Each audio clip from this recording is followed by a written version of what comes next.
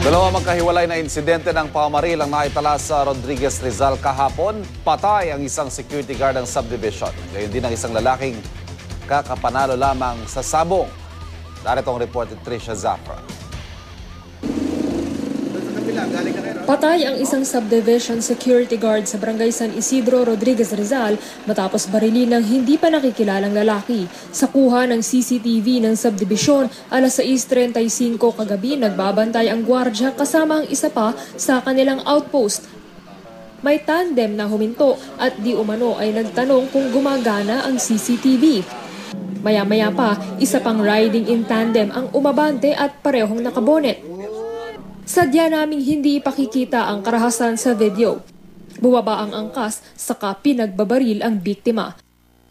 Isa pang tandem na nasa likuran nila ang tinakot naman daw ang kasamang gwardya ng biktima. Dead on the spot ang biktimang nakilalang si Frederick de la Paz.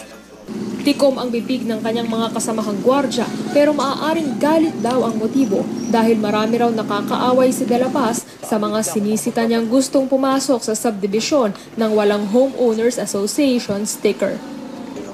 Sa Southville 8, Barangay San Isidro, Rodriguez Rizal pa rin, alas 5:45 naman ng hapon ang pagbabarilin din umano ng riding in tandem si Alejandro Hernandez, 63 taong gulang. 4 na putok daw ng baril ang narinig ng mga kapitbahay. Kapapanalo lamang daw ng biktima sa sabong bago mangyari ang pamamaril. Hinahabol daw siya para patayin. Hindi ko alam. May bag kasi siya may pera Baka yun yung target, hindi ko alam. Wala na yung bag. Wala raw ideya ang anak ng biktima kung magkano ang napanalunan nito sa sabong. Pero bukod daw doon, dala rin daw ng ama ang napagbentahan nito sa dati nilang bahay. Muntik namang madamay ang isa pang kapitbahay ng biktima nang pumasok sa bahay nila ang isang bala. Inaalam na ng pulisya kung sino ang mga salarin sa pamamaril. Para sa unang balita, Trisha Zafra, reporting.